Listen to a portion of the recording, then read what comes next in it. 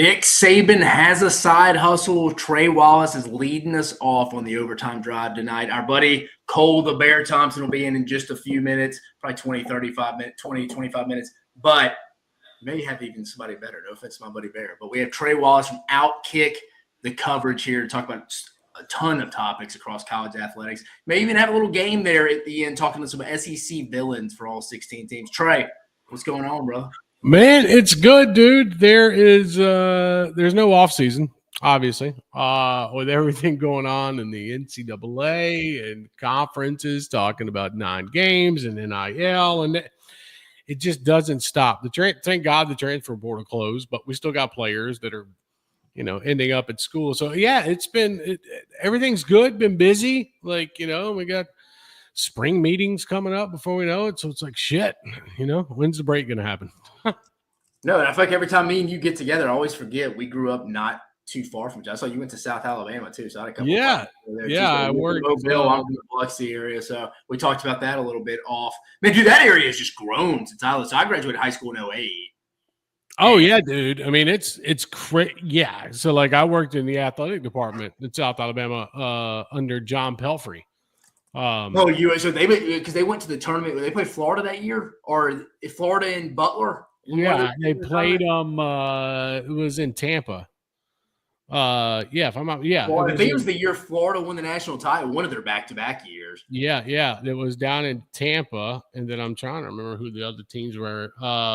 So back in the day, I was there when we got football off the ground with Joey Jones as the head coach down there, and then graduated, moved on, and it's crazy.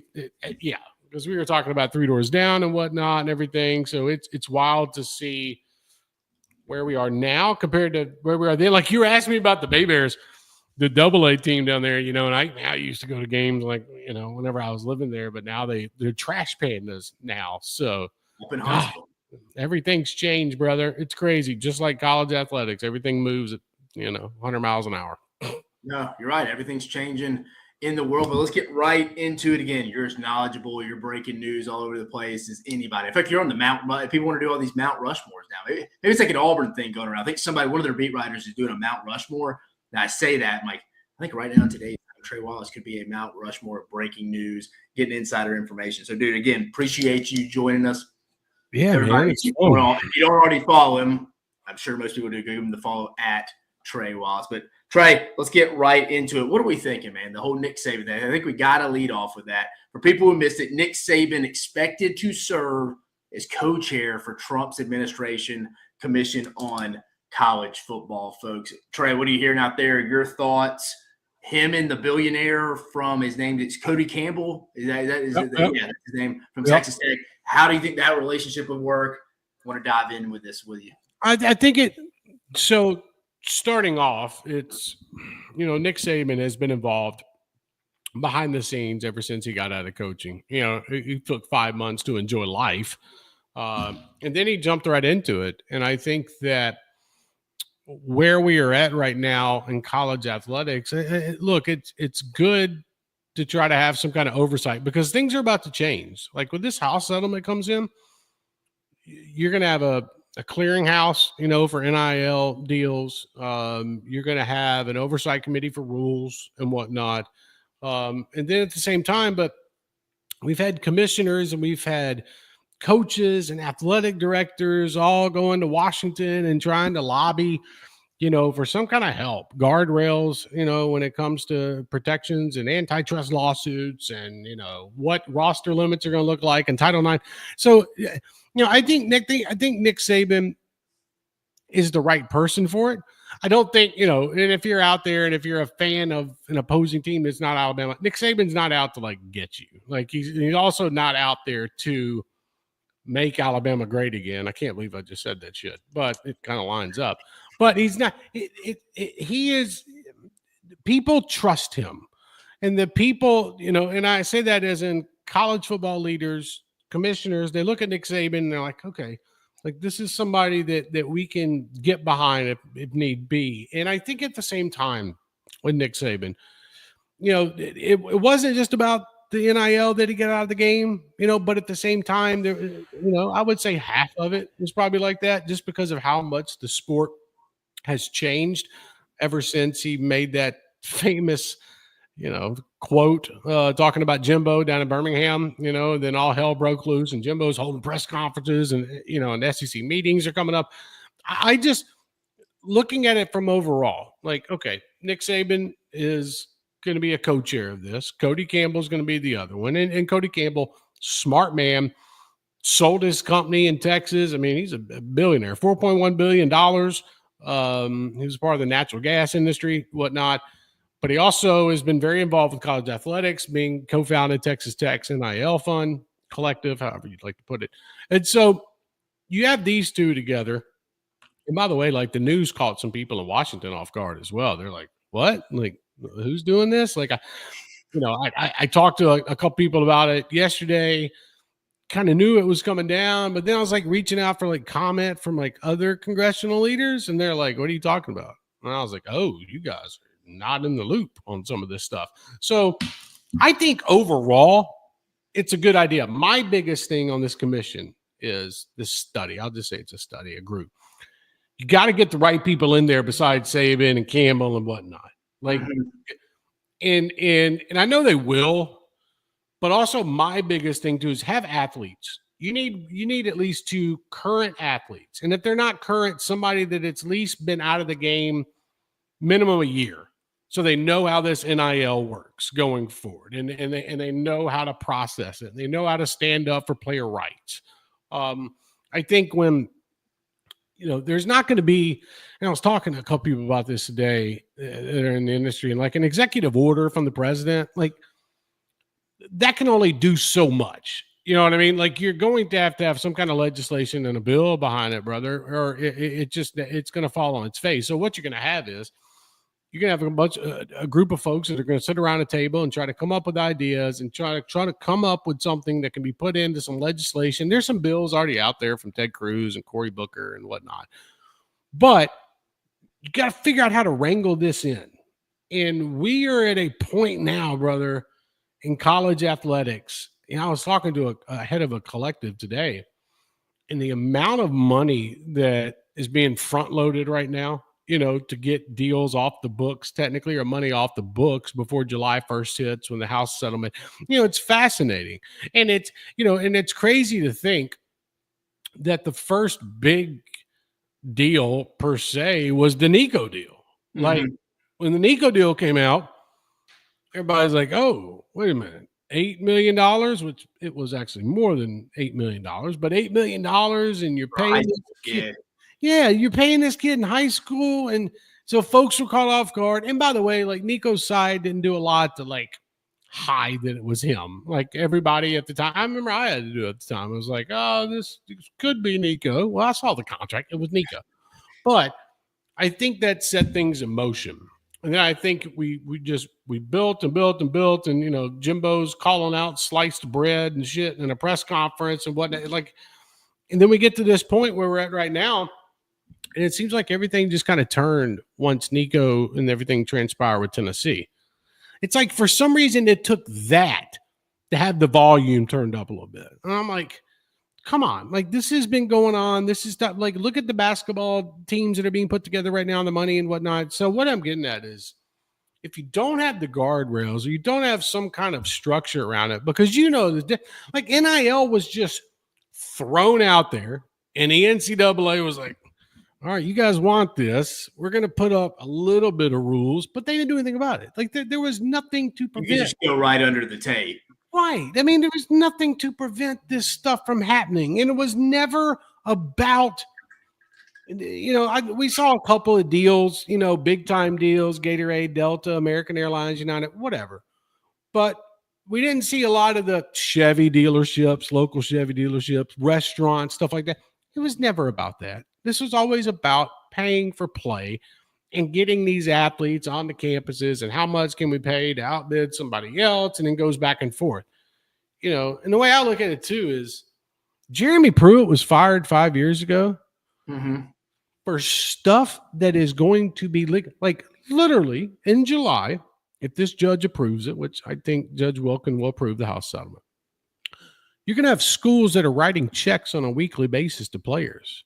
So you're going to be paying players in-house. Like if you really think about that for a minute, like sure, it's going to go to the bank account, but the bank account's going to say something along the lines of, Alabama or Auburn or Ohio State or whatnot. So if you think about that part and you go back and you think about like Jeremy Pruitt was fired for paying, $60,000. It was more than that, but they proved $60,000. It's all hogwash. It's like, okay, like look how it's almost like a measuring stick. Look how far we've come in this certain period of time. So I think kind of all around getting back to it, I think that with Nick Saban in charge kind of in a way, and Donald Trump's going to be very hands-on, I'm told. Like I've spoken with multiple people in Washington about this, like Donald Trump, if you hadn't figured it out, like Donald Trump loves football, loves college athletics. I don't know if he loves college basketball or whatnot, but still. So he's going to be involved in this. And I think that it's going to take a few months, and they're going to put their heads together. And I think it's the right move for Saban. I'm interested to see when they officially announce it. But at the end of the day, look around the sport. Like you couldn't put Greg Sankey in charge of it. You couldn't put Tony Petitti from the Big Ten. You know, like you had to have somebody that was kind of on the outside, but at the same time, somebody that could wield that power. So that's why I think you're there with Saban, and now you just kind of wait to see what the folks in Washington do. Do you think that's it will be interesting who and how many people, I should say, how many and who do they add to this committee? And like, are they all on the same page? Because like, again, I went to Alabama, you're from Alabama, saw the Nick Saban era up close and personal. Saban has only really seen it. Again, he coached at Kent State, but outside of that, Michigan State, LSU, the NFL, and now Alabama, he's really only seen it one way and how it benefits the Georgias, the Alabamas, the top-end SEC teams. Because, I think he likes stacking depth just like any coach would if they were telling the truth to you. Right.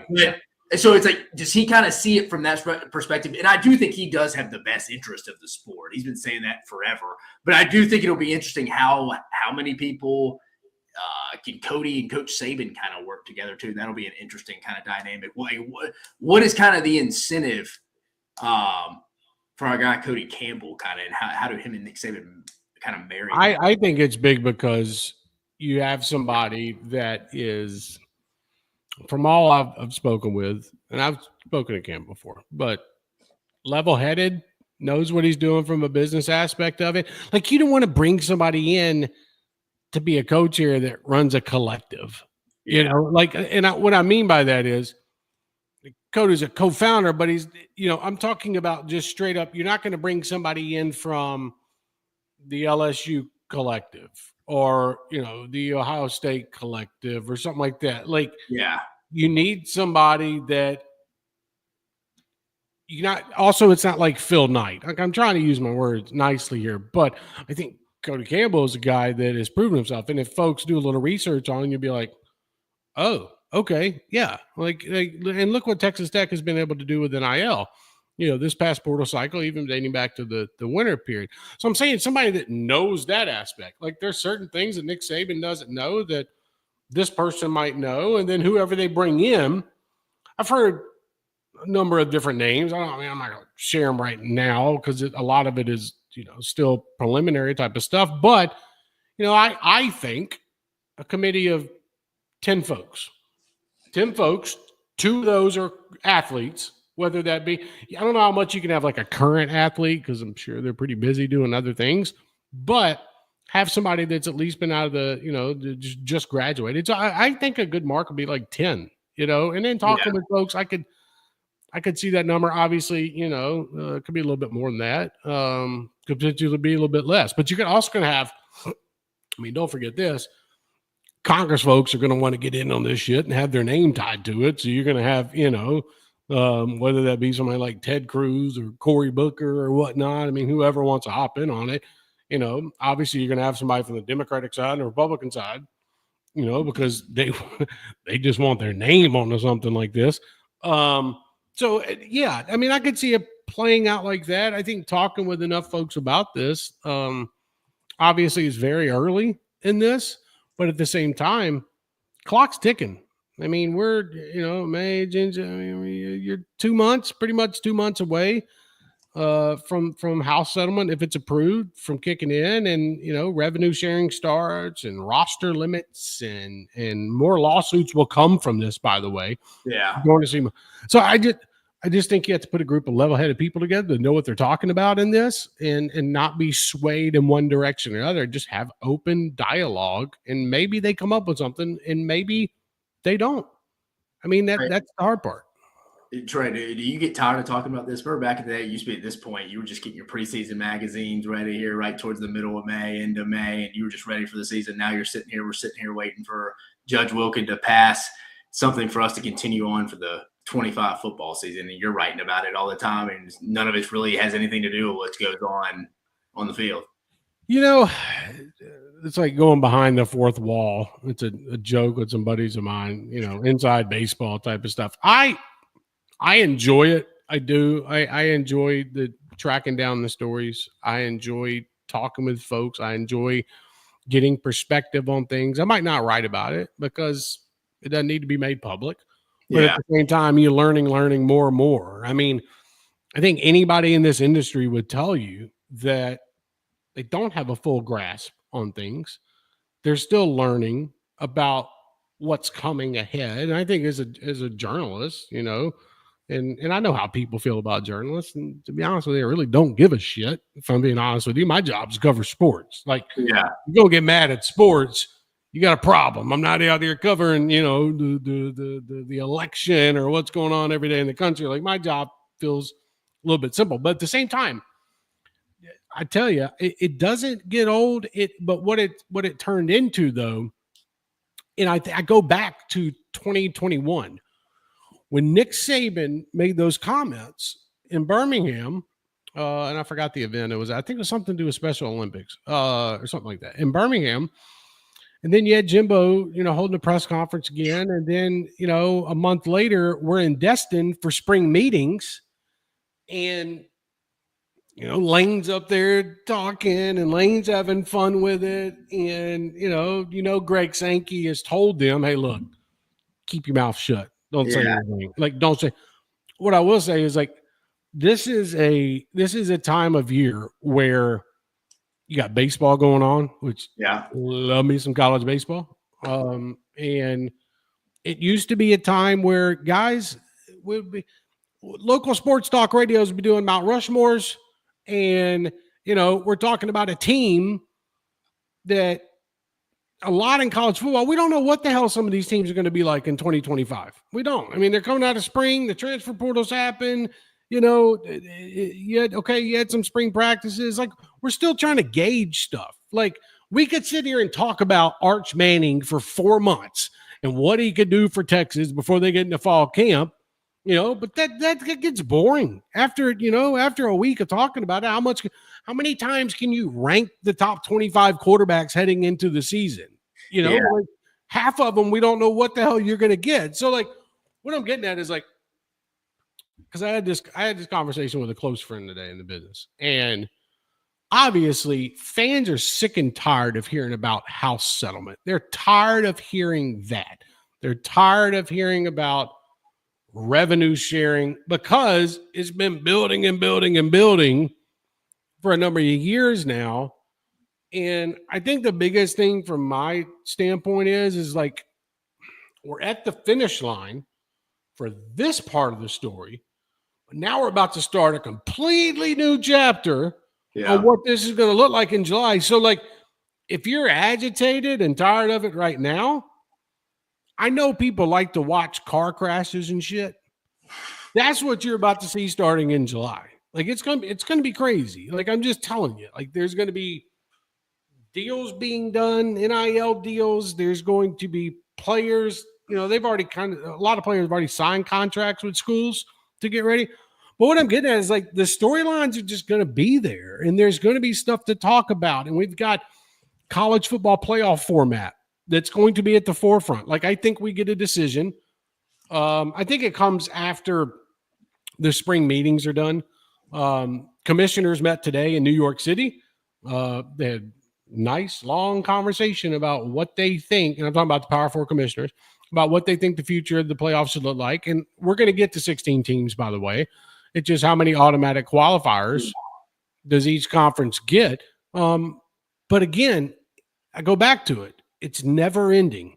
There's always something, ESPN, negotiating with the SEC about adding a 9th game. Well, hell, they've been doing that for 2 years.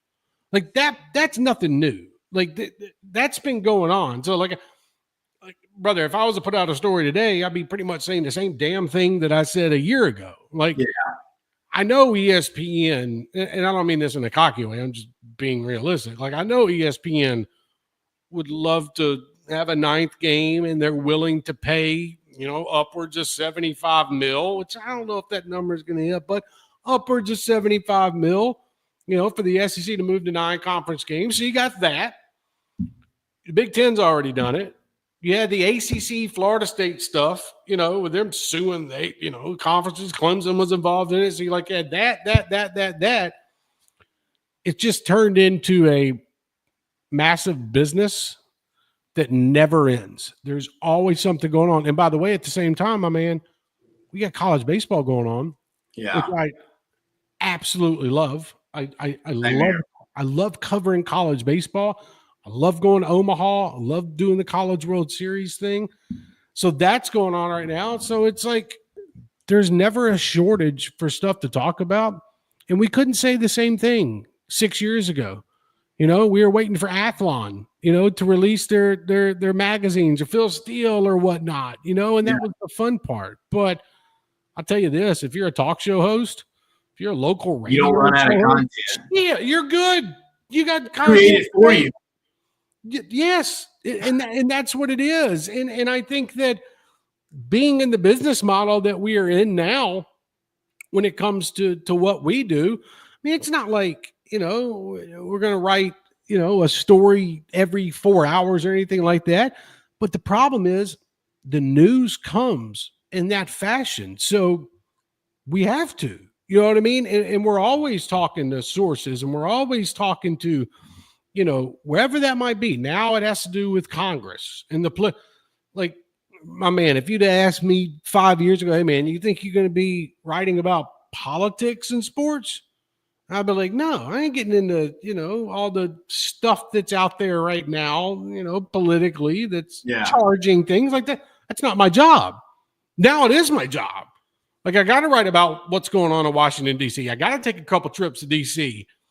to talk to congressmen and women, to figure out what's going on with college athletics. So that's what I'm getting at. Like, my job has changed. Yeah.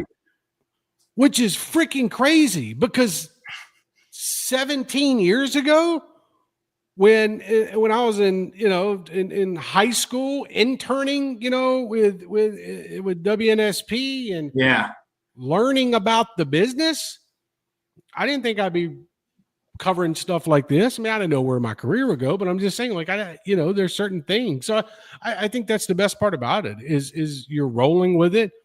And look what we're doing tonight on a Thursday, May 8th. At 8:25 at night, we're sitting here talking about the business aspect of college sports. Now. And shit, man, if you'd have told us we were doing that 5 years ago, I'd have called you crazy.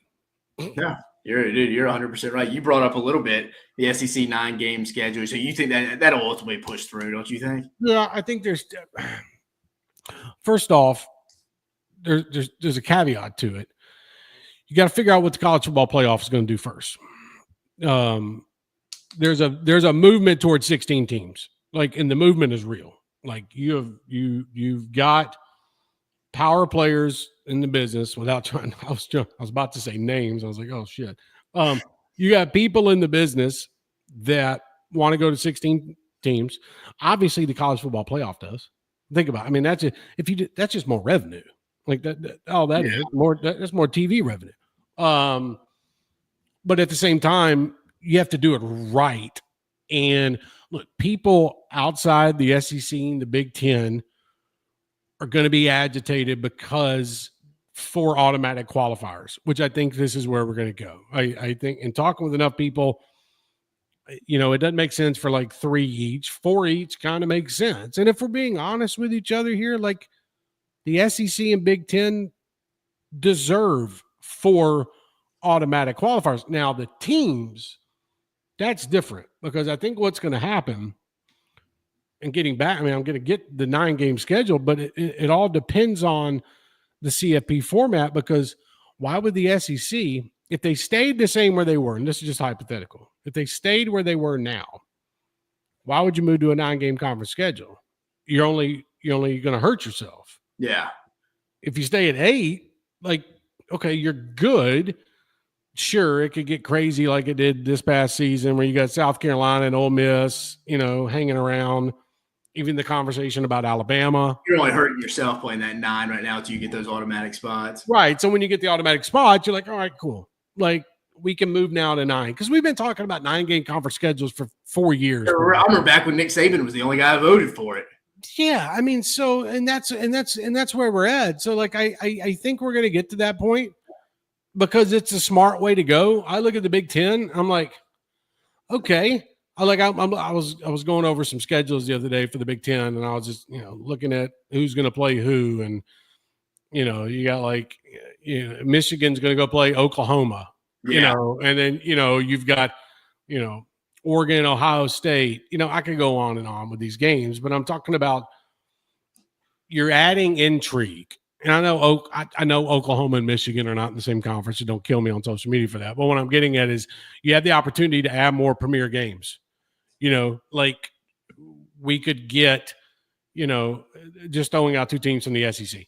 We could get a Georgia and Ole Miss again. You know what I mean? Or a Georgia versus LSU. When are they supposed to announce the 26-27 schedules? I think so. Usually, usually you see how the rollout goes after spring meetings. Yeah. They announce when they're going to do it. And then it's usually sometime around like June. Because those will be new opponents since we've added Texas. Right. And Oklahoma. Right. So right now, like they're in the process, and they've got it done. They've got it done. You could probably, by process of elimination, figure it out. Right. Right. But I think the biggest thing with the 9 games is you're going to get that additional SEC game per year. Because I looked what the Big Ten did. Man, they had some stellar matchups. Like, it was fun. Like, obviously, the bottom of the Big Ten is rough, and I get that part. And, the SEC was so fluid with so many good teams this past year.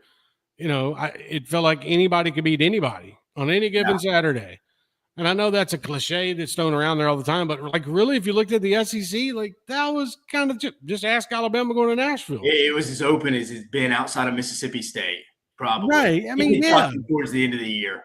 Yeah. And so, the 9-game thing will happen. I think the biggest, like I said, the caveat is making sure you don't jump the gun before the CFP part is handled. But again, Greg Sankey's a very smart man. He can coincide this thing. He can do it. He's doing this. He can do that. And I think so when we get down to Destin I'll be done there in 2 weeks, pretty much.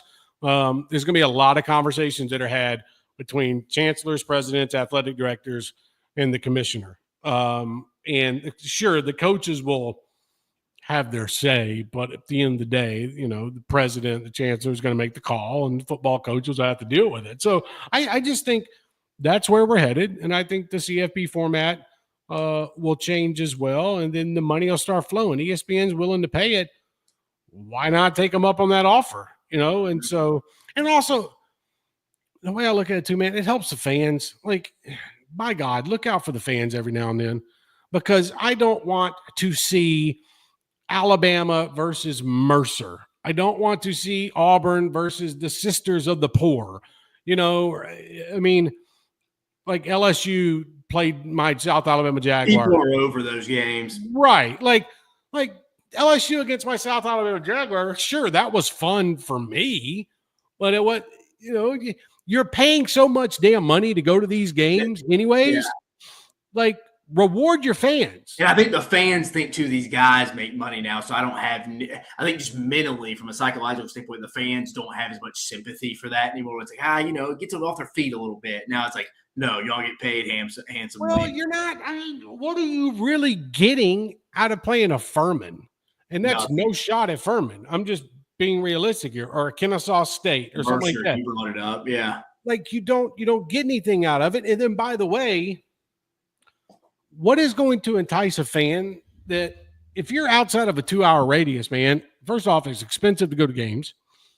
Second of all, you got to drive, and it might be a 6 o'clock kickoff. That means you probably have to stay the night if you're outside. So I'm just saying, gotta start, and that's why you've seen a lot of teams around the SEC and other conferences have these premier out of conference games. You know what I mean? Yeah. Like, you know what?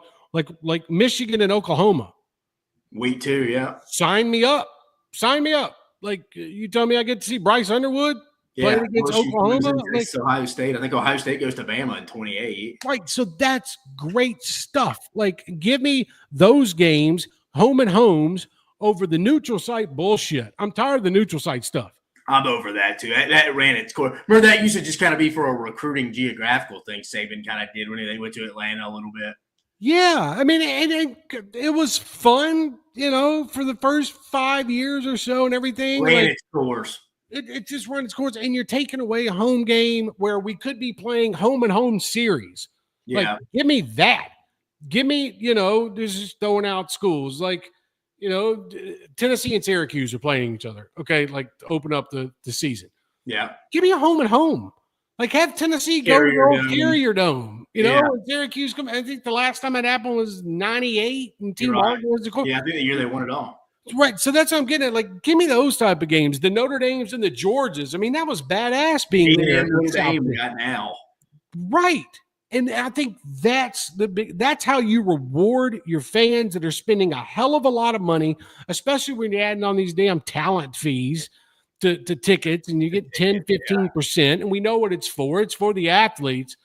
But at the same time, if you keep driving away fans and you keep, you know, you're not giving them enough, there's going to be a time where, you know, all right, cool. I'm going to watch this game on television. I'm going to be able to tune out in the second half, and I'm not going to have to spend $700 to go, you know, to a game. And shit, man, it costs $1,000 sometimes to take a family of 4 to a football game. Like, we're losing sight. So to get back around, coming back around to the whole thing, I think that's why a 9-game schedule would be beneficial, because you can do 9 games and then go get yourself if you want to, if a school has enough cojones, go get yourself a prime time out of conference game and then add that. And if you want to, you can have a patsy or two, and that's fine. So, yeah, I think we're going to get there, and I think you're going to know in talking to people, I think we're going to know sometime, you know, I would say in the next 3-4 months. Talking some on the field stuff, transition to the field before we get you out of here again. Trey Wallace. Yeah, take your time. This is a great time, dude. I'm enjoying it. I'm enjoying it. We got Bear, but we got Cole Thompson on. I told everybody. Oh man, let me. All right, let me turn my Garth Brooks hat around. Trey's got it down. He understands. Backwards hat look is the right way to go. I guess it is. I mean, it fits my face now, thank God. So I can do it, and then, you know, you can either take this as a Garth Brooks hat or a Chris Gaines hat. I really don't give a shit. Like, it's cool. I wear the backwards hat because of it makes my face look better. I feel like that when I wear it forwards, I look too fat in the face. People don't realize that when you wear it backwards, it thins out like this little side spot. That's a great point. And then, you know, I walked into my barber, God, I don't know, 3 weeks ago. And I was like, hey, man, just, you know, he was like, you mind if I try something out with your beard? And I was like, okay, I got to trust you. I've been with you for 10 years. Like, have that. And then he does this fade. I'm like, all right, man, I'm going to wear my hat back. So, yes, we were on the same page, my man. I love it. What did I miss? Because I want to make sure I'm caught up with everything. Everything.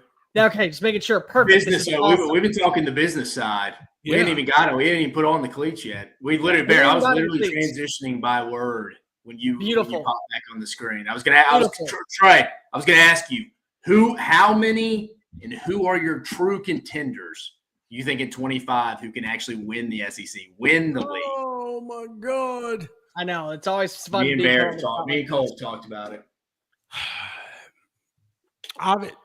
So I think George is going to be good with Gunner. And obviously that's like an obvious choice type of thing. Texas, I want to see more out of Arch Manning though.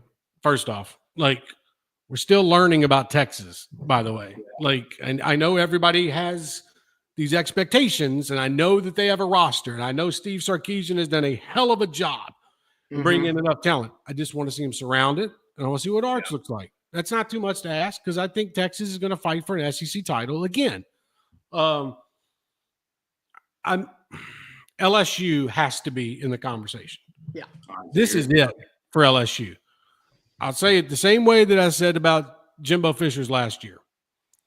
And I said, if Texas A&M is not in the playoff conversation the first week of November, Jimbo Fisher's got to go. And they got to make a decision then. And they weren't making decisions, blah, blah, blah, gone. This is the season for LSU. Like, even when they had Jaden Daniels, like, it was still a young team. Like, that was Kelly's first year. It's like, you're still figuring it out. Well, now, you got Garrett Nussmeier now. You got talent at wide receiver. Your defense has talent. You've got the running back. Like, this has got to be the year where they are literally in the playoff conversation from the start of the season to the end of the season. If that means they're number 13 or 14 on the outside looking in, okay, but you better be in the conversation. If not, LSU got to make a tough decision on Brian Kelly. I think the other one, and it's Ole Miss. Like, I like Austin Simmons as a quarterback. I do. And obviously there's not a lot of work out there to judge that by. But I like what Lane Kiffin has been able to do around him. Mm-hmm. Obviously, you're losing production in your backfield. But I still think at the same time they have enough at the wide receiver spot, defensive line, that Ole Miss can be a part of that conversation. But if we're just talking, and Alabama, if we're talking 1-2, it's like, okay, take a flip between Georgia and Texas, and then LSU to me is 3. Alabama, I'm so damn curious about Alabama. Like, tough schedule. It's a tough schedule, but also, is Ty Simpson really the guy for Alabama in 25? Like, I know Ryan Grubb likes him. I know Kalen DeBoer likes him, but Ty Simpson's been around Bama for a minute now, you know? And so what does this offense look like without Jalen Milroe, who had the ability to get you on a 40-yard scamper anytime he wanted to? He might not have been accurate all the time, but he's a damn good quarterback, in my opinion. So I think it's those. And then I think you have like a middle tier. Like, I think Missouri can be thrown into that. I don't know what the hell to expect out of Tennessee. I really don't. Like, I'm sorry. I think Tennessee fans think that this is a 9-10 win team. And I'm like, okay, you lost a shitload on the defense. You lost Dylan Sampson at running back. Your offensive line was pieced together, and you're going to have to throw in David Sanders. He's got to play immediately because you're not paying somebody over $1 million a year to sit the bench. Sorry, Nico. He's ready to do that. I don't think he's ready to start right now. Right. Well, they're going. I think it doesn't matter. He's going to have to play. Well, the other thing is too, I think they'd have probably switched it up a little bit. Him and like Larry Johnson, but Larry Johnson transferred out. So I think they'd have kind of rotated to get him comfortable. They had a lot of holes. Even when Nico coming back, they had a lot of holes. And Nico was an average quarterback. Like, let's be honest. Like, I've said this numerous times, so I won't back off of it now. That DJ Lagway showed me more in 6 games last year than Nico did in 12. Like, and that's why I feel, like Tennessee's kind of in that spot. Can Joey Aguilar do it for them? Possibly. Like, he's a good quarterback, but is he going to come in there and be able to pick up? That offense is complicated as shit. So what I'm getting at is like Tennessee's in that middle tier. I think South Carolina's in the middle. South Carolina can be a surprising team. I know what their schedule looks like. So I think there's a number of them once we get, because last year was so, like, I don't know if you guys agree, but we were so top heavy looking at the SEC. Like, the Big Ten wasn't like that. You know what I mean? Like, we knew what the Big Ten had. They're like 3 teams, like, we're good. The SEC, it feels like this year, probably going to be a little bit more like years past, where you've got 4 teams, and then you got some others that might be able to sneak up on them. I think it's the best way to put it. I've had this conversation with Dave before, and I'm very excited about this matchup because if it's in my neck of the woods. but I'm very high on Baylor. And I think that Baylor and what they're going to bring back with Jake Spavital and what they have with Sawyer Robertson, there's an opportunity for them to be that surprise team the way that in the Big 12, every single year, somebody can kind of come out of nowhere and win the whole damn thing. How important is that game for Auburn? Because of you do have a quarterback in Jackson Arnold that maybe you think is a better fit for Hugh Freeze. You have weapons. You have really good weapons. I mean, there are so many. There are wide receivers that are going to play 20 snaps the entire year that would start on other SEC programs. Their defense is actually really, really well put together with DJ Durkin. But that game, Friday night, standalone, out in McLean Stadium, how important is it for Auburn to start off of the season on the right now? It's crazy. I had this conversation with one of the coaches in the league recently. I won't name the coach, but this is like we were talking about LSU a second ago, and like this has to be like their year to be in playoff contention. Yeah, this has to be Auburn's year to win 8 to 9 games. Agree. Or the Hugh Freeze experiment. Like Trey, let me just not to cut you off, but like I've done this the last 2 years where I've done comparisons. Year 3 is where it's got to hit when it comes to NIL meshing all along with talent. And in year 1, I said was Texas, and year 2, I said was Miami. And I've been preaching that for Hugh Freeze in year 3, it's got to be Auburn. Am I in the right ballpark when it comes to that kind of analysis? I think you are because you got Deuce night on campus. Okay. Kid's got a lot to learn. Jackson Arnold. Okay. You went out and snagged him for a reason. Like Jackson Arnold's a good quarterback. Okay. I think he was put into a piss poor situation. I feel better about Jackson Arnold than I do Marcel Reed. I've heard Marcel Reed. I was talking to somebody today. It's not been a good spring. There's been some growing pains with Marcel Reed. But I'm not saying Marcel Reed can't be that guy. There's just been some growing pains. Like Texas A&M is another one of them teams. But if you look at it, talking about Auburn, this is what the conversation I had getting back around to. Auburn's boosters pretty much said, okay, Hugh, here's your money. There's the portal. You got one shot at this. Go grab what you can out of the portal. Spend the money. We're going to give you enough of it. And then if we don't like what we see, we're going to make a decision. Because I think Auburn can't keep this up. Like you have, and the reason why I say that, for obvious reasons, but you also got Alabama in the same state that's still just trying to figure out what life is like. Post Saban.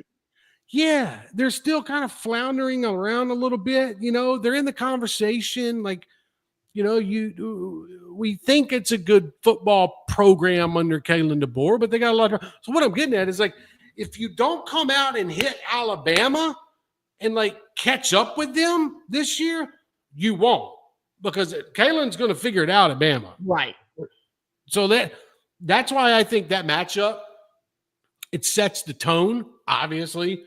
But I think, man, you drop that one, you're setting yourself up for a long season, because there are, in September and October, there's 3 or 4 games I can see Auburn dropping, and puts them in a bad spot. So this is just a big year for you. It really is. Because how much can you sell the future? You know what I mean? You can say to your red in the face, we got Deuce Knight waiting. We got Deuce Knight waiting. Okay. Well, that's what Billy Napier had to do last year. Yeah. Billy Napier was sitting around saying, hey, we got DJ Lagway waiting. We got and then he finally had to do something about it and put him in play, obviously, because of situations warranted it with Graham Mertz getting hurt. But I just think this is kind of Auburn's, I don't want to say Hugh's like last heave, but at the same time, there's enough talent on that roster to go beat Baylor.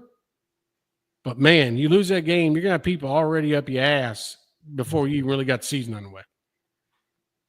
Yeah. Trey, go ahead, Dave.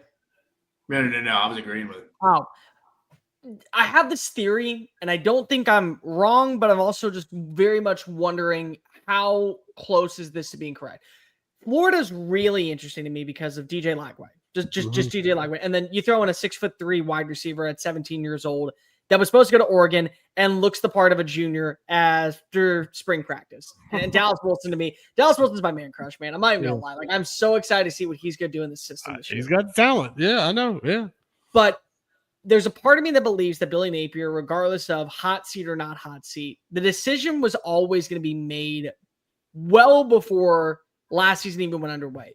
Because when you fire a coach, the expectation is you're going to hit with new expectations and a better result the following year. They were going to have the same schedule because of the only thing that changes is, hey, instead of going to welcome in Texas A&M, you get to go play at Kyle Field. Hey, instead of playing at DKR, you get to welcome Texas to your background. So was Billy Napier ever in a situation where you felt like, hey, he's going to be back for a fourth year because of we're not going to send our next coach out there to the slaughterhouse to where expectations drop. And simply because of that, that's where the morale bought in. And then when you look at Florida as a whole, what's realistic? Because there's a part of me that says, yes, 9-3 is on the horizon. There's a part of me that also says if they get to 7-5, that might be enough because if now you're going to have a chance to hit reset with where the schedule is not going to be top 10 and challenging. You're going to have still a quarterback. You're still going to have a good overall rapport. Your recruiting is doing really well. So maybe that's enough to say we'll bide our time and see who Billy really is when they don't have the schedule made by Satan's ass himself. 8 wins would be really good for Florida this year. I know fans don't want to hear that. They want to be in the conversation for a college football playoff, but there's still Billy Napier was close to getting fired last year. Like if they would not have had the turnaround per se that they did, they put together, they had the money ready to go. I thought it was over after A&M. Right. They had the money ready to go. If they were going to fire him, the buyout wouldn't have been a problem. They'd had to start over. But the biggest thing right now in college athletics is when is it not going to be a challenge in starting over the way that these schedules kind of play out? And so, especially if we're talking about the SEC potentially going to 9 games in the future, so like when is that going to be the mark? I think that DJ Lagway, God bless, I hope his shoulder is good to go for the start of the season because there have been some concerns. And there was some concerns. I'll just leave it at that. But this is a team to me that when you look at them, 8 wins seems reasonable to me. And then if you get high, can Florida be the South Carolina of last year? Where Florida's hanging around, get some big wins. They're in a conversation. Okay, they're in the top 20, and then they win a game or two, and you're like hanging around outside the playoffs. Can Florida be that team? Potentially. A lot of it's going to have to do with, obviously, what DJ does, how they do with the running back situation, that defensive line. Billy Napier kind of saying, all right, Lagway, go do your thing. Stop micromanaging every single thing that goes on with the offense. So, yeah, I mean, I think there's an opportunity for Florida. That schedule is, I mean, look, it was tough last year. It's going to be freaking tough this year. But, I mean, you look at it right there. Like, I had this conversation. Like, LIU threw me off the other day. I was like, oh, yeah, Long Island. Ron Cooper coaches that team. Yes, I know. And oh, my God, yes, it threw me off, whatever. But man, the back end of that schedule, Ole Miss, Tennessee, Florida State. It's an interesting little scenario right there, especially with Ole Miss, especially having to travel, to Oxford. Tennessee at home. The LSU Tennessee spots are interesting. I mean, LSU somewhat in the middle of the year sometimes, but LSU being so early and Tennessee being so late. I mean, Tennessee and Florida always used to play. I mean, it was always September. Yeah. It was like East was determined after week 3 back in the 90s. Right. I mean, yeah, that's how it was. Now they're going to play freaking November 22nd. It's like, dang. It's weird. It's really weird. Yeah, and you look at that too. It could be a cold game for where's that? It's in the Gainesville this year. So yeah, for future purposes, that could be a cold game for Florida. Well, hell, they just had a bunch of snow this past year. I guess anything could happen, right?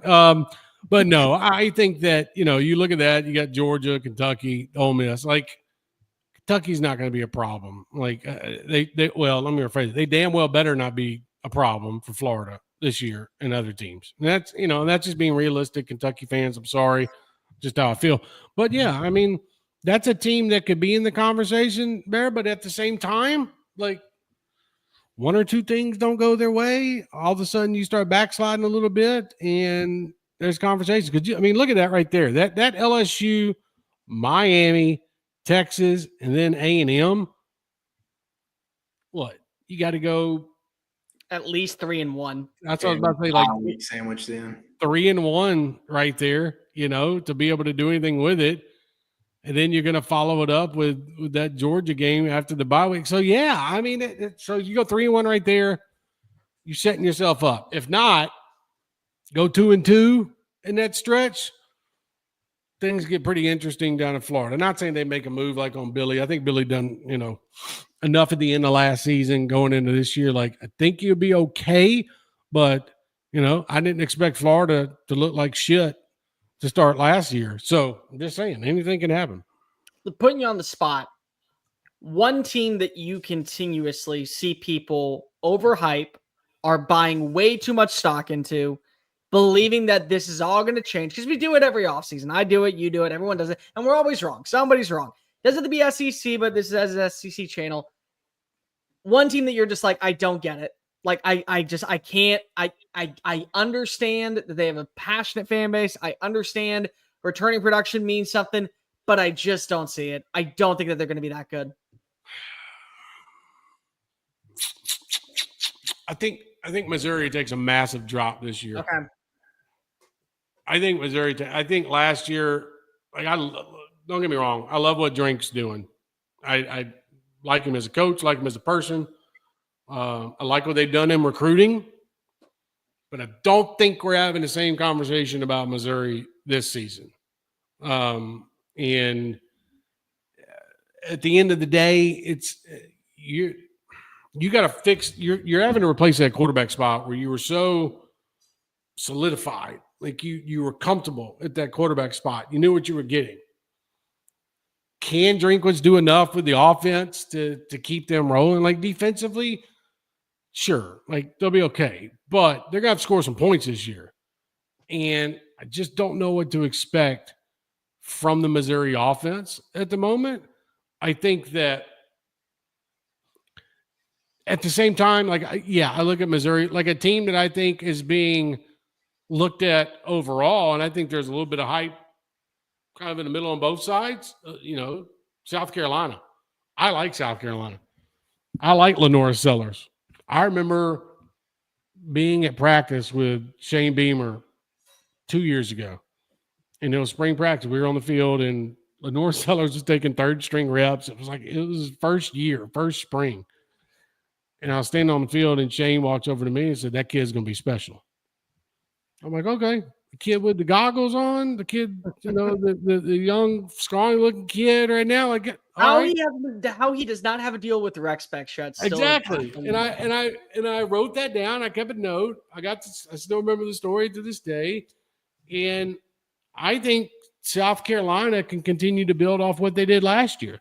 Now, I'm not saying they're going to be in the playoff conversation. I don't know that, but I think they could be, again, we talked about earlier, one of those middle teams. Like, we're talking about overrated or who could be potentially underrated in the moment.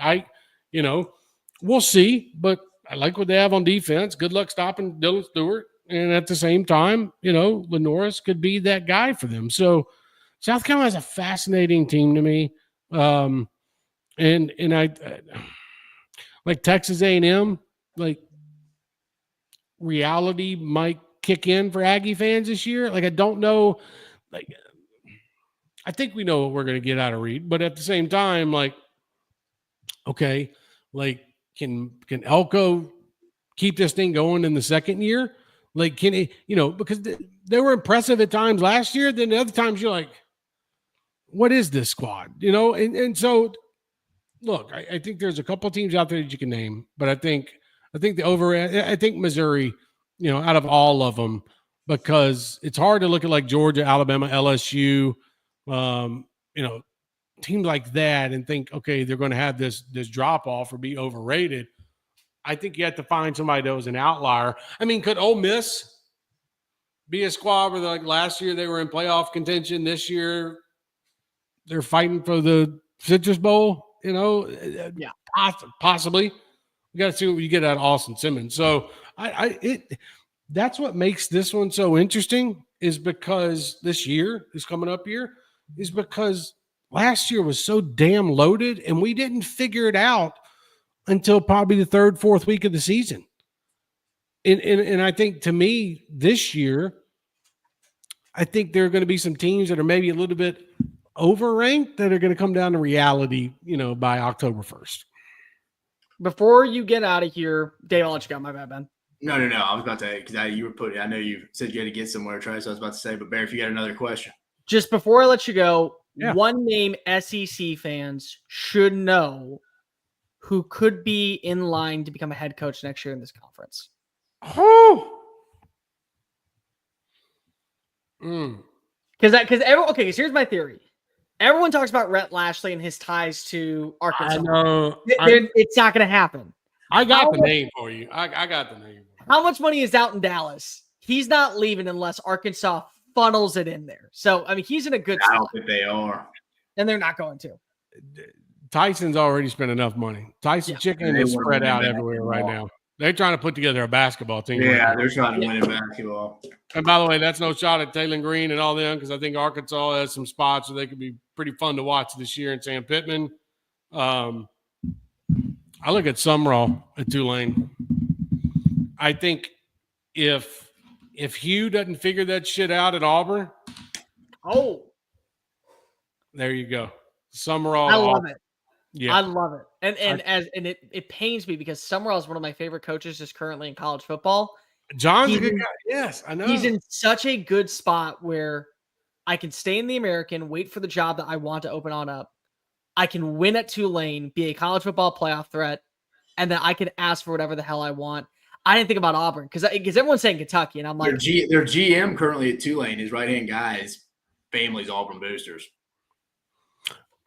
Kentucky needs to figure out a damn trade. Yeah. Like the first head coach trade in college football history. Like, I mean, is he just waiting for Ferentz to call it a career? That's what I was going to say. Does Ferentz just want to go to Kentucky and just do a trade for coaches? Why not try something new? Two guys stuck in their ways. Here's the thing. Mark Stoops ain't leaving Kentucky without a freaking big-ass buyout check because they fired his ass. He'd be leaving a lot of money on the table. College football. Yeah. Like he was on the way to College Station 2 years ago, and then somebody called him and said, "Hey man, you on the way to the airport? Yeah, you need to go back to the athletic facility in Kentucky. Sorry, man, I apologize. It didn't work out." Like pretty much. He got Greg shouted. It was so great. It was pretty close. much that's kind of how that. Lucci will never admit it either because if I know he won't with Texags. Lucci called the Warriors out to make sure that Mike Elko got back home. Absolutely. Yeah, I'm not. Elko was getting back to A&M, and by the way, I think that was a great hire because I think that'd have been a lot better hire. And no offense to Mark Stoops, but I think it'd been a lot better hire for them. Just the same way I still feel Mike Norvell was a better hire for Florida State than Mark Stoops would have been. Yeah, like Stoops is going to have to. Mitch Barnhart will have to fire him before he leaves. He's not going to just leave that on the table, that money. If that were the case, I think he'd have been done after this season. Yeah. But they want to, and they see it. I mean, you got Mark Pope with the Kentucky basketball team. They're spending $18, $19 million, on their roster. Oh, yeah. Kentucky's like, can I get a piece of the pie? Like, I'm not talking about a big piece, just a little quarter piece, something. Help me out.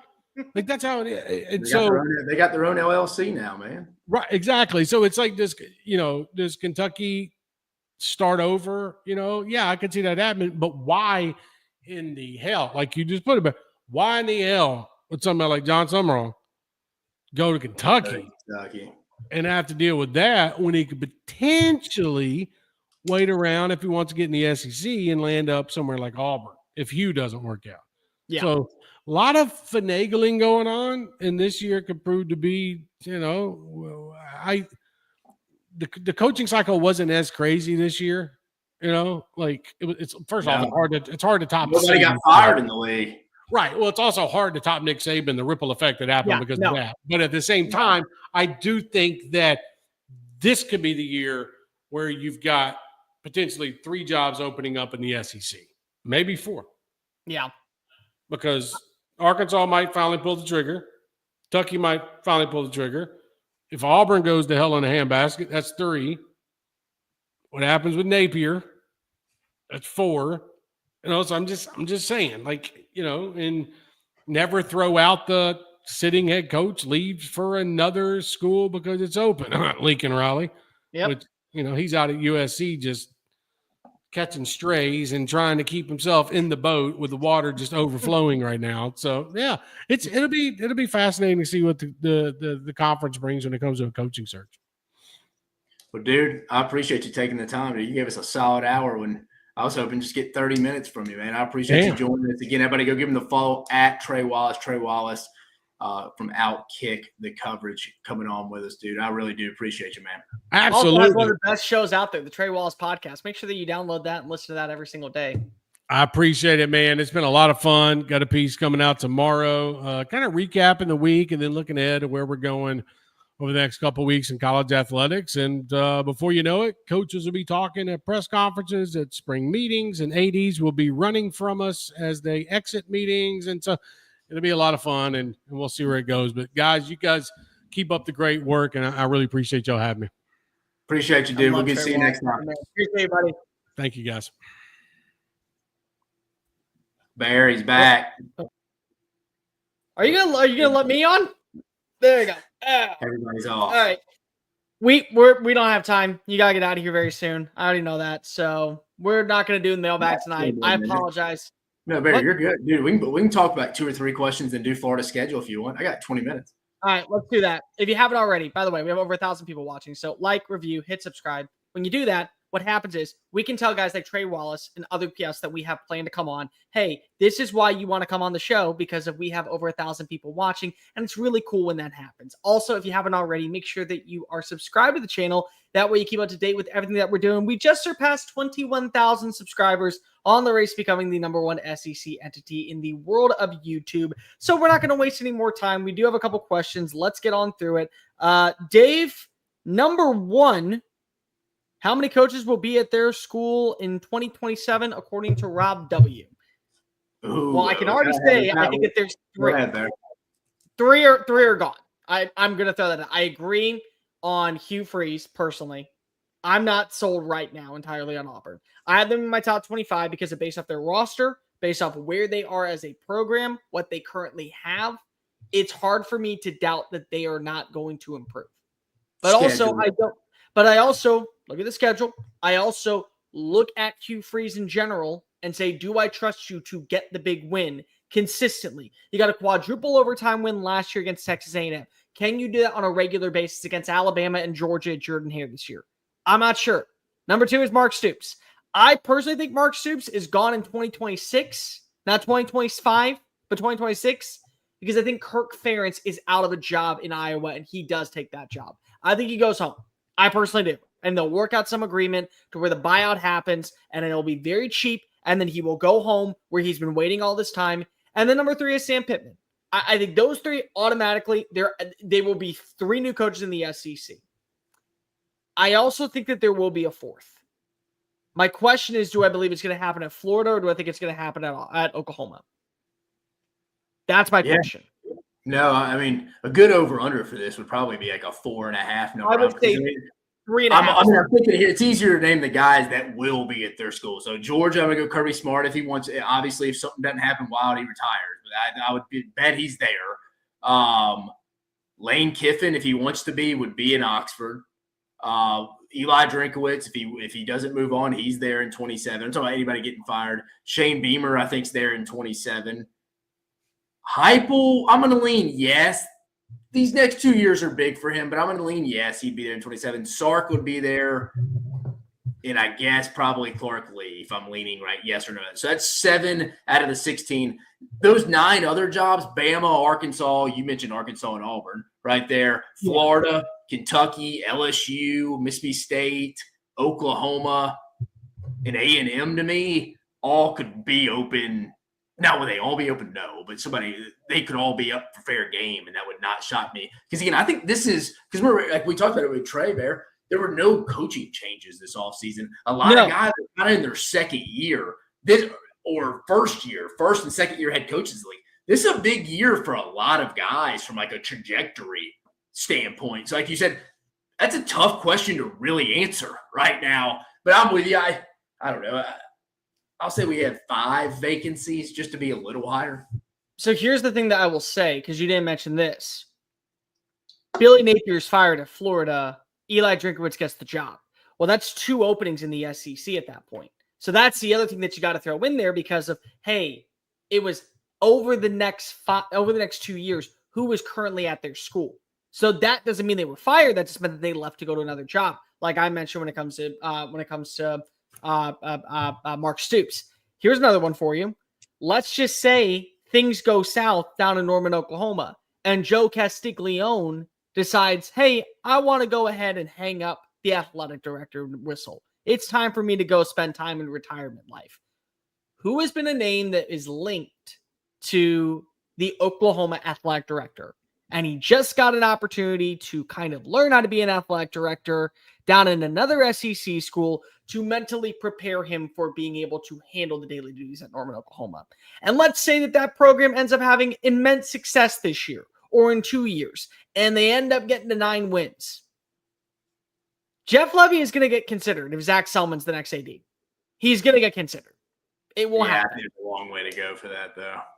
No, I mean, it would have to be incredible success, and you would have to, I think, see, again, Brent Venables absolutely implode. But I'm not. If they go like 10-2, and they miss the college football playoff, or they were to go like 9-3, and then this year, let's say they go 7-5, and Selman gets the job. Offensively, what you had when you were a team underneath Brent Venables, and it was one of your best offensive seasons, and you were nearly a college football playoff team, is that a selling point? Yeah, I know his dad was an administrator there, but I would say I don't think they hire him back if Levy's not doing well. You know what I mean? It's kind of a hard sell to me. Yeah. If I was a Sooner fan in their board of trustees, probably if like his one football hire so far. Granted, in a very tough place to win right now at Mississippi State. But again, like you said, this is a big year. Going back to the second year, I mean, Barry, me and you both don't expect Mississippi State to go win 6 this year, but I think you need to get to 5 to kind of show some kind of like, let's get a conference win this year to show like, hey, we are moving in the right direction. Because, I mean, like we just said, Mississippi State's as tough as a job it's ever been. But I'm with you. I mean, Oklahoma can easily be open.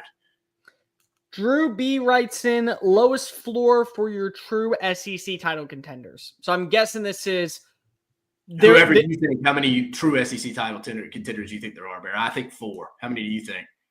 Oh, floor that way. I'll go 5 just to be different. I thought you meant like floor, like or just true title SEC title contenders. I go 5. Trey, you said 4. You said 5. I go 5. And I'm gonna throw in, and this is where I will counter argue with you. I just look at Tennessee and I look at Ole Miss and I say one of them could get to 9-3 or 10-2 with their schedules, and that doesn't mean that they're legit contenders for a national title, but this is for an SEC title. If you're 10-2 and you beat up on everybody else and you have a bunch of 9-3 teams, I could see a scenario where they sneak their way into Atlanta. And then they lose in Atlanta, but they would technically be an SEC title contender because they're playing for the SEC championship. So I throw them in there because of their schedule is manageable. Again, if you get quality play from Joey Aguilar, if the offensive line is decent, some wide receiver steps on up in Knoxville, and your defense is at least average. With that schedule, 10-2 is not off the radar. If a bunch of things happen. Now, a bunch of things have to happen for it to get there, but that schedule is charmin soft. And I can say kind of the same thing about Ole Miss if you exceed expectations where you beat South Carolina, you beat LSU, but you lose to like Oklahoma, or you beat Oklahoma and you lose to LSU and Georgia. And then you play Tulane and Washington State, and it's enough for you to say, well, yeah, our schedule is manageable to where we went 10-2 and we made it to the college football playoff. Like last year when I watched Tennessee play, I felt Tennessee was a playoff team. I never viewed them as a national championship team. That's kind of where I'm at with Ole Miss when it comes to their schedule. I would say, I think those two teams are good comparisons because they both don't really have any big non-conference games. Now, I was going to ask you this. I stopped myself and paused there. Is there a world in your opinion, Bear, in Atlanta when they play to open up opening weekend where this Syracuse-Tennessee game's close? I'm not ready to say Syracuse wins, and currently right now the line's 20. I think that's a lot of points. 20.5? In favor of Tennessee? Yeah. I mean, they're giving Syracuse 20.5. Terrible line. That's a lot. That's a lot. No. My thing is, okay, Ricky Collins was named the starting quarterback, and right after they brought in Steve Angeli. Steve Angeli's first test as a full QB1 probably should not be going up against Tennessee in a neutral site location. That's just my 2 cents. It probably shouldn't happen that way.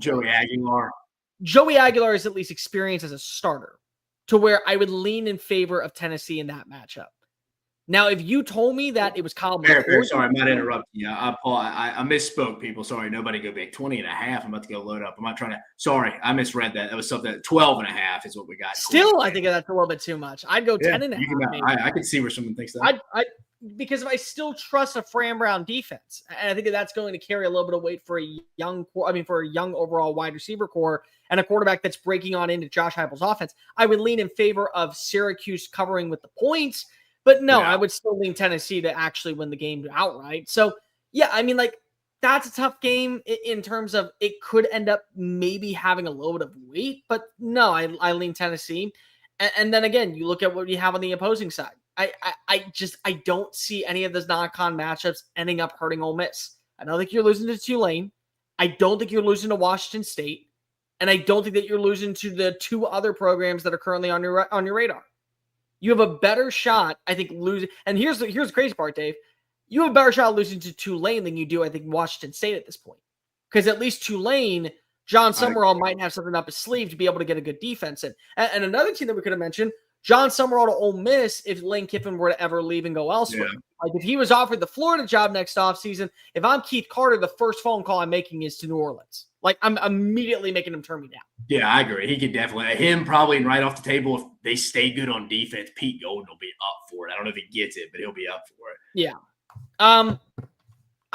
But again, you and I have the same 4 with the first ones: Texas, Georgia, Alabama, LSU. Like I'm not arguing that. And by the way, of the floors of those teams, Texas's schedule again is still Texas' schedule. Yeah, Ohio State, you replace them with Michigan. I still think the floor for Texas is 10-2. Like there's not a world right now where I don't see them making the college football playoff unless there is a slew of injuries that completely offset your season from the get-go. So, Barry, you'd be baffled if Texas is in the playoff. If they went anything less than 10-2, I would actually be shocked, just because of the way their roster is built. Nothing else, just based off of roster construction and their schedule. So, Barry, is that your prediction going? I mean, again, very early. We're sitting here May 8th. Is that your prediction you're probably most confident in right now? Texas making Texas win the college football playoff of all 4 of the SEC contenders. Yes, far and away. Let's do 2 more real fast. 3 players outside of Arch, Texas cannot lose. Perfect example. And Texas Lee comes on in. You got 3 because I got 2 for sure. The third one is the interesting part. Yeah, pulling up their depth chart now. It's got to start at the offensive line spot, right? You already lost 4 starters. I'm going to go DJ Campbell at right guard would be a tough loss, or Cole Hudson probably at the center spot. Replacing a center would be tough. Colin Simmons, obviously on the edge. You just told him he's a playmaker. And then I think I'm just going to go right behind him. I mean, Anthony Hill, arguably the best linebacker in the league. I think he would be your captain, getting everybody lined up, especially that front 7 where they may have to carry the team a little bit at the beginning of the season at least, potentially. I would probably go Anthony Hill, Colin Simmons, and then with what you lost in the offensive line, you can't afford to be losing other bodies. I'd probably go like the 1A, 1B of DJ Campbell or Cole Hudson on that interior of the offensive line.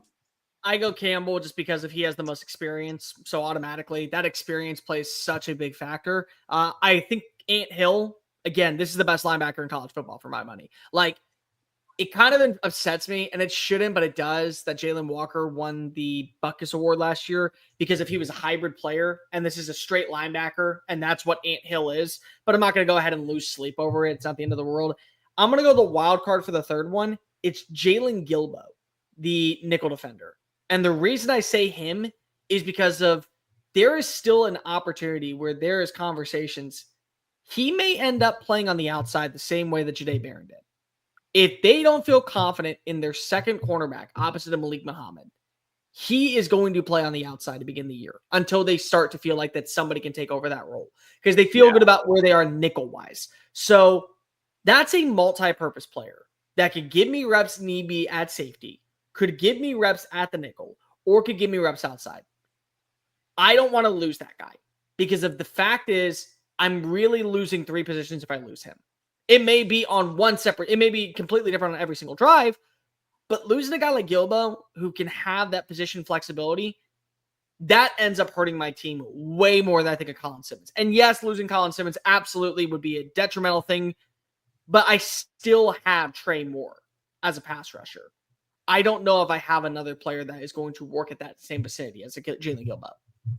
I said I only went because, again, it's kind of my concern a little bit with Dylan Stewart's production this year. I think when you have that kind of 1-2 combo on the edge, you kind of pick your poison. When it's just one pass rusher, people can kind of scheme and chip and add a tight end on that side to take it away. So it's like if Colin Simmons went down, people would be like, Trey Moore. That's just why I didn't look at him. But, yeah, I get why you went Gilbo, too. Secondary is as important a position as it's ever been. Last one, and you and I have had an argument about this already, so we can just go ahead and entertain this. Patrick M. writes in, should Chris, how do I even say his last name? Because I always get it wrong. Lemonis. Should Chris Lemonis get a statue at Mississippi State? So I have this, so Dave and I have argued about this, and I would love your opinion. I am somebody who believes that if you are the first to win a championship at your school, automatically you get a statue. I'm also somebody that believes if other schools get national championships and they honor their coaches with statues, if you win a national championship, you should get a statue in your sport. That's just the way that I think. It's always been the way that my brain is wired. I think that you should be rewarded that way. I believe that Chris Lemonis, regardless of if you thought he was an average coach to below average head coach, he's the first coach to win a national title at Mississippi State. That has to mean something. If you don't want to reward someone with that type of vicinity and with that type of accolade, what's the point of rewarding players that just won All-Americans? What's the point of rewarding players who just got to an all-conference level? What's the point of rewarding these guys who never were able to get to that vicinity? So for me personally, I believe that he needs to be honored. I believe he needs to be respected in the long term. I would say go give him a statue. I understand if you don't want to, but the way that my brain is wired, you won a title. You're the only person in school history to do so. You deserve a statue because if you were able to accomplish it. Yeah, I mean, I hear you. I'm a little bit more, as it's marinated more. I don't think a statue, I think some ring of honor, obviously bringing back. Obviously, I'm with you. I mean, there's got to be some weight put it into. He won your first baseball national championship, your first national title in school history.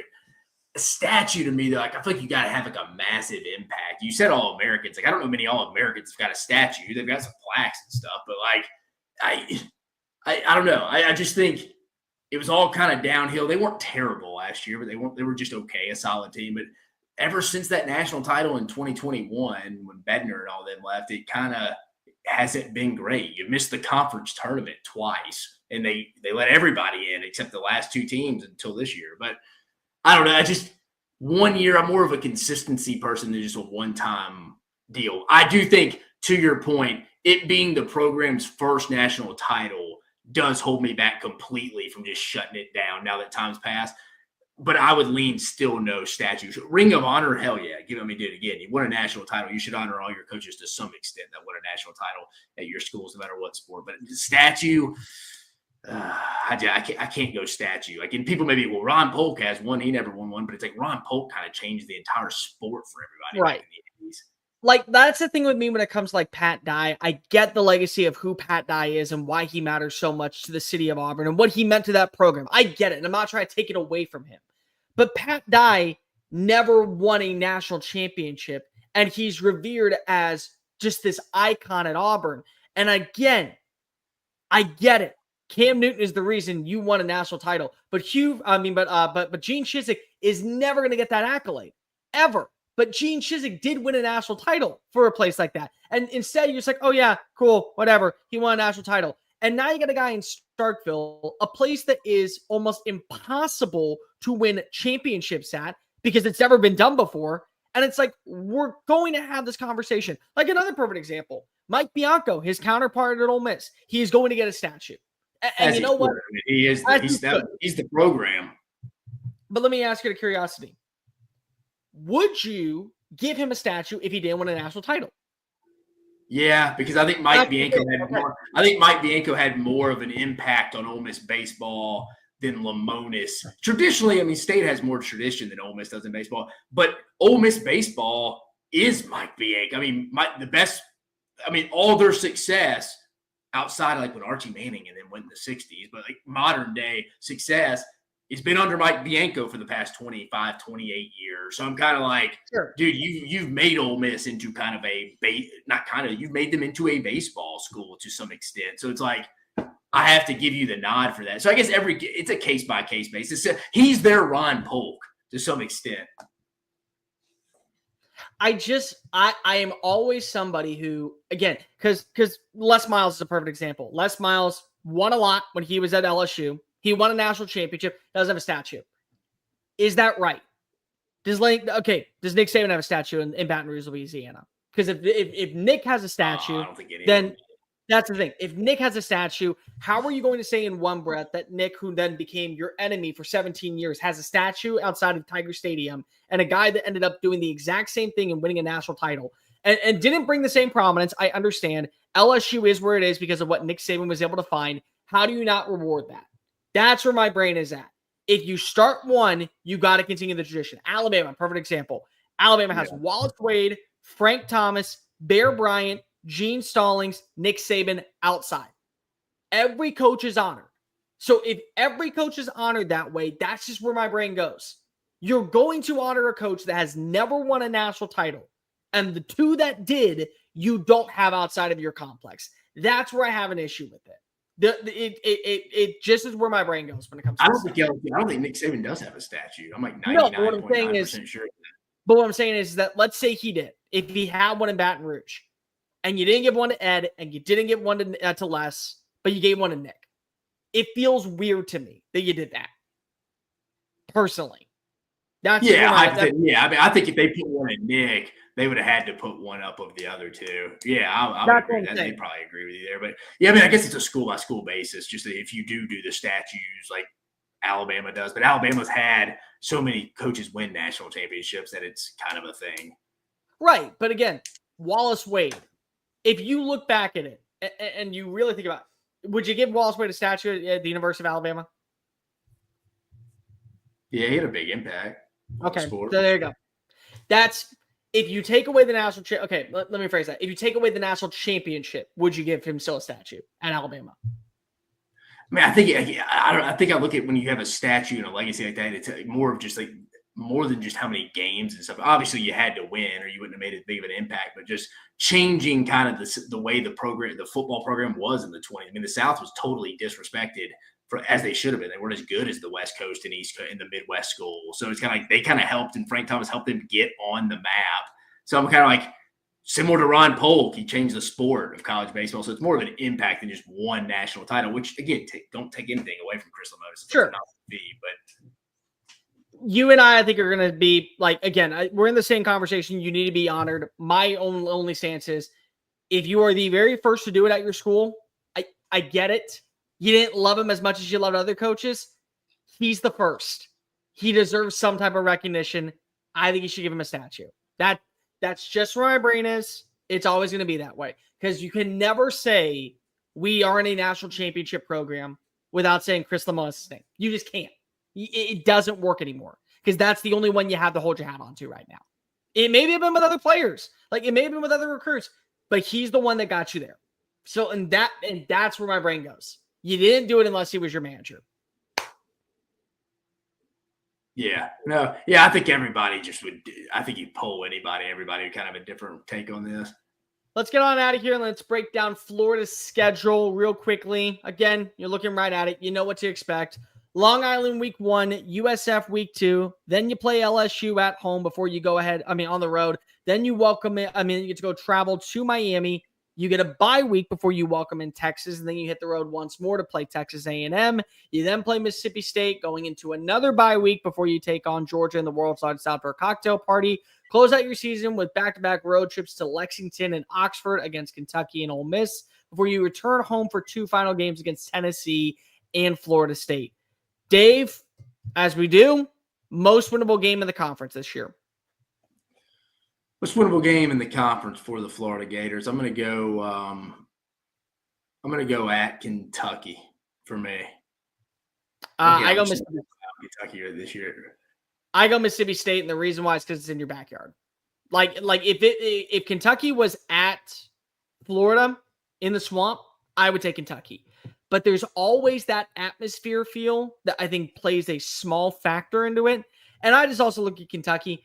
They're destined to get a close game against somebody. I don't know who it is. Last year they beat Ole Miss. They went down to the wire with Georgia. It's in their backyard. It may end up being, again, 13-12 final score. Florida survives. I could see that. I don't see Mississippi State walking into the Swamp and getting a win. I can't see that happening right now. No, I can't either. 3 most winnable conference games. Yeah, State at home, as you mentioned. As I just mentioned, Kentucky on the road to me. It's hard. It's hard with that third one. Yeah, that third one, you can make a case for a couple. I'm going to go Tennessee at home. That'll be my third one. We have the exact same. And here's the reason why. Can you tell me the last time that Tennessee beat Florida in their backyard? 2001, I think. It's been over 2 decades. The last time that Tennessee marched into the Swamp and got a win in this matchup. There's something about, again, we talk about the Kirby Smart effect. Is it Nick or is it Alabama? Which problem does Kirby have? Well, he's beaten both, but in the first time without Nick Saban on the sidelines, he still lost to Bama. So it's a Bama problem. Tennessee is a Florida problem. They do. It just is a thing. When they go travel down to the Swamp, they have a Florida problem. They're going to have an opportunity to finally end the streak. And maybe that's the final nail in the coffin for Billy Napier. We're not sure. But you lose that game, you're probably out of the playoff if you're Florida. I mean, if you're Tennessee. You are out of the playoff if you're Florida, in my opinion. But you can win that game. And if you're Florida, you should feel pretty confident because if you've won with, in my opinion, worse rosters in recent years versus this Tennessee squad. So that's a win. Kentucky is a win. And I agree with you. I think Mississippi State's a win. 3 games that you must win in 2025. Must win. I mean, you can't afford a Mississippi State or Kentucky loss. I'm going to throw that in there. Then I'm going to go earlier in the season. I think that Miami game you got to go win. You got to get one of the LSU Miami games, both on the road, back-to-back weeks, whoever the hell scheduled that. They're probably, damn it, SEC. You put it right up there, LSU.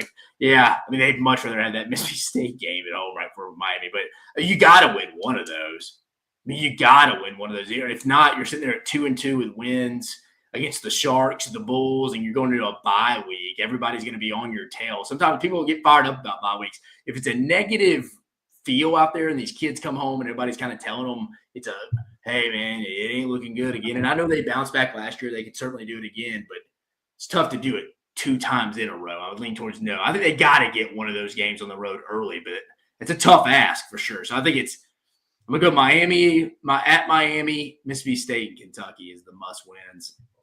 I'm going to throw out Mississippi State only because I think that's an automatic win, so I'm going to be a little bit more perplexing. I'm also a lot higher on Florida than a lot of people. I am very much buying stock that if they start off really hot and they somehow enter that matchup against Texas undefeated, they could go on a run to the college football playoff. So you got to be undefeated going to Texas. Just be 3-1. Right. Nobody's going to kill you for losing at LSU and at Miami. I mean, but I'm saying if you are undefeated in that matchup, that says a lot about you and what direction you are right now. Florida State's one. I think that you have to win your rivalry matchup. And I really want to see you put belt to ass against Florida State. There's something about being I know that even though you've had more success as of late than me, I'm better than you. I think that carries a lot of weight. I agree with you. I go Miami. Again, winning your state. What does that do for you? Number 1, it helps out in recruiting. Number 2, it gives you bragging rights. And I'm going to go number 3, Texas A&M. Because for me, when I look at going on the road to play against Texas A&M and Kyle Field, It's a revenge factor. It's something about you embarrassed us so bad last year that we had people throwing beer cans and screaming at a television screen during Billy Napier's Don't Drink and Drive ad. We want to do the exact same repercussions to you. And I also think that right now, this is where Florida can separate itself. Because I'm not ready to put Florida into that conversation with Georgia or with Texas, or I'd even go as far to say probably Ole Miss. But I will put them in that category of they could be better than Texas A&M.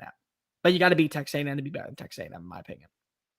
Yeah, no, you're right. I can see it. It's a big game. Ceiling and floor for you when it comes to Florida this year. Ceiling, I'm going to go because, again, I just don't trust DJ Lagway being able to make it 100% to this season healthy. Not saying he's going to miss time, but he's going to be bad. I'm going to go ceiling 9 with the schedule being tough, floor 5. So, again, I think a very high ceiling, low floor again. I mean, there's no game on the schedule that they're like automatically going to lose. So, I mean, again, I know you can say that about most teams, but like there's not a game where I'm like, yeah, there's no way they win that one. I mean, some people may say Georgia, but again, I think this is Georgia's potentially lowest floor team they've had in a little bit. So a lot of potential wins, but man, some tough games too. I mean, you're going to Baton Rouge, going to Miami, going to Oxford, going to A&M, you get Georgia and Jacksonville. Tennessee's kind of a wild card. To your point, Florida State's a big game. Could they be a little bit improved? Who knows what's going on that late in the year? I'm gonna go 9-3, but I don't think they're just gonna get to 10. I'd be a little surprised if they got to 10 wins with this schedule and still some big question marks to fill. And I think, as we know, in a coach's potential last year, if it gets real bad, it can submerge under 500. So I'm gonna go 5-7 just in case it got real bad from a floor perspective. Ceiling 10-2, floor 6-6. And the reason I say 10-2 is because of if you are already saying, well, they can maybe get an upset win over Florida. Over LSU. They can maybe get an upset win over Texas. They can maybe get an upset win over Georgia. If you're saying it for 2 of them and then the third one, you're like, oh no, they can't beat that team. Why?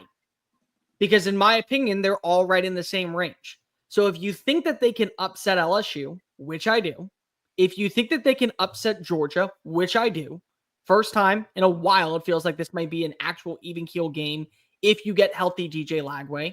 If you think that they can beat up on Ole Miss, which I do. If you think that they can beat up on Tennessee, which I think they can. If you think that they can beat up on Texas A&M, which they can also beat up on Texas. But they can also lose. Like I said, they don't have a guaranteed loss on the schedule. Right. But that's my thing is that when people are like, oh, well, they can't beat Texas. Why? You have them being able to beat LSU and Georgia, who might be able to put up the same amount of points if they were to face off against Texas. That's where my brain is. And I think that it's not fair to say, well, they're automatically going to lose to Georgia because they always lose to Georgia. Why? They can actually beat Georgia. But I agree with you. I think that they're in that 5-7, 6-6 range is the floor. If DJ Lagway is hurt, or he's playing through injury, and he has a really bad ill-advised interception, and he's not able to connect on 4th down, and it leads to a loss against Miami, it won't shock me. If he ends up having a really underwhelming performance and you can't run the football against Texas, it won't shock me. If they end up losing to Georgia because of, again, Lagway leaves early in the game, it won't shock me. Like, they are a more improved roster than I think they were given credit for. I like what they brought in with their last recruiting class. And I think that they should belong inside of the top 25 ranking going into the year. Now, I'm a lot higher on them than most, and I completely respect that. I know that I am drinking the orange and blue Gatorade like no one's business. I'm chugging I think it. a lot of people are high on Florida. Honestly, I've seen. I have them 13. I know that I'm a lot higher than most on them. But I also think that, again, there's 2 avenues that this can go down.